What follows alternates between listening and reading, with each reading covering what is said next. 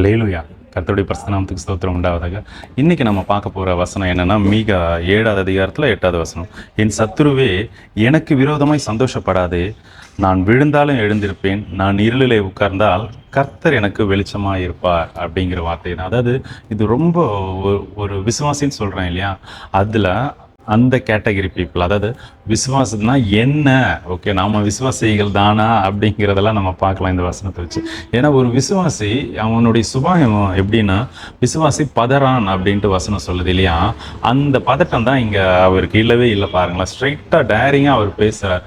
என் சத்ருவே, எனக்கு விரோதமாக நீ சந்தோஷப்படாத அப்படின்ட்டு. ஏன்னா நான் விழுந்தாலும் எழுந்திருப்பேன். அதாவது நீ பார்க்குறதுக்கு நான் வந்து வீழ்ந்து போகலாம், ஓகே, உலகம் உங்களை பார்க்குறதுக்கு நீங்கள் வேணால் நீங்கள் துன்பத்தில் இருக்கலாம், கஷ்டத்தில் இருக்கலாம், பண நெரிச்சலில் இருக்கலாம், இல்லை வியாதியில் இருக்கலாம், வறுமையில் இருக்கலாம், மற்றவங்க நிந்திக்கிற மாதிரி இருக்கலாம், நீங்கள் அதான் உங்கள் லைஃப்லேயே ஃபெட்டப் ஆகி விழுந்து போன நிலையில் இருக்கலாம். ஆனால் நமக்குரிய விசுவாசம் எப்படிப்பட்டதுன்னா, நான் விழுந்தாலும் எந்திரிப்பேன். ஏன்னா என்ன முன் குறிச்சது தேவன், ஓகேவா. அவர் நம்மளை வசனம் அழகாக சொல்லுது, நீதிமான விழுந்தாலும் அவன் எழுந்திரிப்பான், அவன் எத்தனை தடவை விழுந்தாலும் அவன் எழுந்திரிப்பான். ஏன்னா அவன் நீதிமான், ஓகே. தேவனை தேடுறதுல அவருடைய அன்புக்குள்ள இருக்கிறார் அவன், ஓகேவா. நீங்களும் நானும் அப்படிதான் கிறிஸ்து இயேசுவினுடைய சரீரத்துல அவயங்களா இணைக்கப்பட்டிருக்கோம், அவருடைய சாயல்ல அழைக்கப்பட்டிருக்கோம் இல்லையா. அப்போ அவர் உயிர் தெழுந்தார்னா, அவர் மரணத்தை ஜெயிச்சார்னா, அவர் விசுவாசிக்கிற நீங்களும் நானும் நிச்சயமா ஜெயிப்போம், ஓகே. எப்போ அவர் தேடி அவருக்கு பிரியமா வாழணுங்கிற அந்த தாட்ஸ் நமக்குள்ள இருக்கும்போது நிச்சயமாவே நம்மளை கொண்டு பெரிய காரியங்கள் செய்வார். அதனாலதான் இவர் சொல்றார், நான் விழுந்தாலும் எழுந்திருப்பேன் அப்படின்ட்டு, ஓகே. கிறிஸ்டியானிட்டிலே சரி, தேவனுக்கு விரோதமாவே நீங்க குற்றம் செஞ்சிருந்தாலும் சரி, ஓகேவா, உங்களுக்குள்ள அது ஆண்டவர் உணர்த்தின உடனே, அச்சோ ஆண்டவரே என்ன மன்னிங்க. அதுக்கு தான் தாவீது நிறைய இடத்துல சொல்லுவார், ஓகே. தாவீது ஏன் எல்லா சபைகளையும் அதிகமா பிரசங்கிக்கிறாங்க அப்படின்னா, அவனுக்கிட்ட இருந்த ஒரு சுபாவம், தேவனை அறிந்தவனா இருந்தான், ஓகே. என்ன செஞ்சாலும் தப்புன்னு தெரிஞ்சா உடனே போய் அவருடைய பாதத்துல விழுந்துருவான் இல்லையா. அது உங்களுக்கும் எனக்கும் ரொம்ப முக்கியமா வேணும், கண்டிப்பா கட்டாயமா இந்த கடைசி காலத்துல. ஏன்னா உலகம் ஃபுல்லா அசுத்தமா ரொம்ப பாவம் நிறைஞ்சுதான் இருக்குது.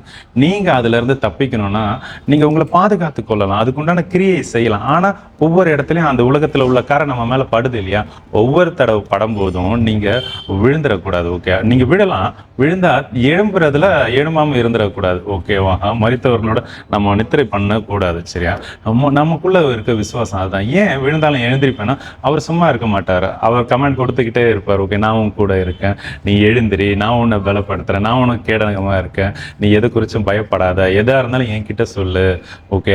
உன்னுடைய நீ எதுக்கும் கவலைப்படாம எல்லாத்தையும் என்கிட்ட சொல்லு அப்படின்ட்டு அவர் நம்ம கூட பேசி, நம்ம கூட உணர்த்தி, மற்றவங்க மூலியமா ஜெபம் பண்ணி நம்மளை எழுப்புவார். சும்மா படுத்து போக அவர் ஒருபோதும் அவர் அனுமதிக்கவே மாட்டார். அதுதான் நம்மளுடைய தெய்வன். அந்த விசுவாசம் உங்களுக்கு இருக்கணும், ஓகே.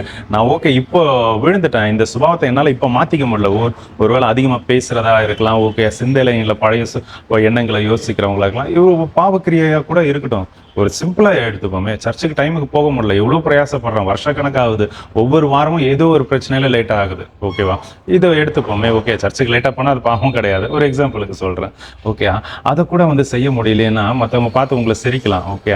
உங்களுக்குள்ள என் விசுவாசம் என்ன, நான் விழுந்தாலும் இப்போ செய்ய முடியல, ஆனா நிச்சயமா என்ன அழைச்சவர் உண்மை உள்ளரா, நிச்சயமா அவர் குறிச்ச நாள்ல குறிச்ச நேரத்துல இருந்து என்னை கண்டிப்பா சீக்கிரமா போக வைப்பார். இந்த விசுவாசம் இருக்கணும் ஒவ்வொரு விஷயத்திலையும். பாவமா இருக்கலாம், துரோகமா இருக்கலாம், எதுவா இருந்தாலும் ஓகே இப்ப செய்யறேன், ஓகே. ஆனா அதுக்குண்டான கிரியை உங்ககிட்ட இருந்துகிட்டே இருக்கணும். அவர் தேடுறதா இருக்கட்டும், அதை ஓவர் கம் பண்றதா இருக்கட்டும், ஒரு தீமை ஒரு பாவமா இருக்கும், அதிகமா பேசுறது, ஓகே. கேட்கறதுக்கு தீவிரமா இருக்கணும், பேசுறது நமக்கு கம்மியாக தான் பேசணும், பக்தி விருத்திக்கு ஏது இல்லாத ஒன்றுமே பேசக்கூடாது, ஓகே.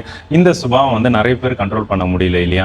அப்போ அதுக்கு ஓகே, நீங்கள் அதுக்குண்டான ஸ்டெப் எடுத்துக்கிட்டே இருக்கணும். நீங்கள் எடுக்க எடுக்க எடுக்க விழுந்து தான் கூட போயிட்டு இருக்கலாம். ஆனால் உங்களுக்குள்ளே இருக்கிற விசுவாசம், ஒரு நாள் என் தேவன் என்னை கொண்டு வருவாருங்கிற விசுவாசம் கண்டிப்பாக இருக்கணும், ஓகே. அடுத்து என்ன சொல்கிறாரு, நான் இருளில் உட்கார்ந்தா கர்த்தர் எனக்கு வெளிச்சமாக இருப்பார். இதுதான், இந்த வார்த்தை தான் ஆக்சுவலாக ரொம்ப எனக்கு ரொம்ப பிடிச்சது, ஓகே.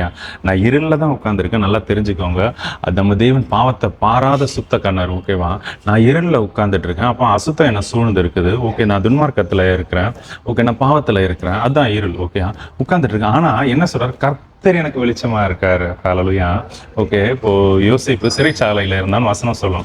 ஆனா கர்த்தர் அவனோட கூட இருந்தாருன்னா வசனம் பின்னாடியே வந்து டிராவல் பண்ணும். ஓகே, அப்போ நம்மளை எந்த அளவுக்கு தேவன் நேசிக்கிறார் இல்லையா, அதை புரிஞ்சு அதை அறிஞ்சு அவருக்கு நம்மளை விட்டு கொடுத்து அவர் கூட ஒப்புரவு ஆகும்படிக்கு உண்டான கிரியைகளை நம்ம விசுவாசத்துல செய்வோமானா நம்ம நிச்சயமாவே நீங்களும் நானும் அவருக்கு முன்னாடி சிங்காசனத்துக்கு முன்னாடி கண்டிப்பா கொண்டு போய் நம்ம கர்த்தரா இருக்க இயேசு கிறிஸ்து கொண்டு போய் நிறுத்துவார். ஓகேவா? இந்த வசனத்தை விசுவாசிக்கிறீங்களா? இன்னொருத்தோட கூட வாசிக்கிட்டுமா? என் சத்ருவே எனக்கு விரோதமாய் சந்தோஷப்படாதே, நான் விழுந்தாலும் எழுந்திருப்பேன், நான் இருளில் உட்கார்ந்தார் கர்த்தர் எனக்கு வெளிச்சமா இருப்பார். எவ்வளவு ஒரு விசுவாசம்! ஓகேவா? நான் பாவத்துல தான் இருக்கேன், அவர் என்னை வெறுத்துற மாட்டார், அவர் நிச்சயமா என்னை தேடி வருவார், அவருடைய ஒளி என் மேல வந்து பிரகாசிக்கும். நீங்களும் விசுவாசிங்க. சும்மா வந்து அவர் என்ன விருதாவா இந்த காரியங்களை உங்க கூட வந்து பேசிக்கிட்டு இருக்காரு. நிச்சயமா நீங்க சோர்ந்து போயிருப்பீங்களா? கர்த்தர் உங்களுக்கு வெளிச்சமா இருப்பார், ஒருபோதும் கைவிட மாட்டார், அவர் தேடி வந்து உங்களை அழைத்து செல்வார். ஹல்லேலூயா. கர்த்தர் தாமே இந்த வார்த்தைகளை ஆசீர்வதிப்பாராக. ஆமென். God bless you.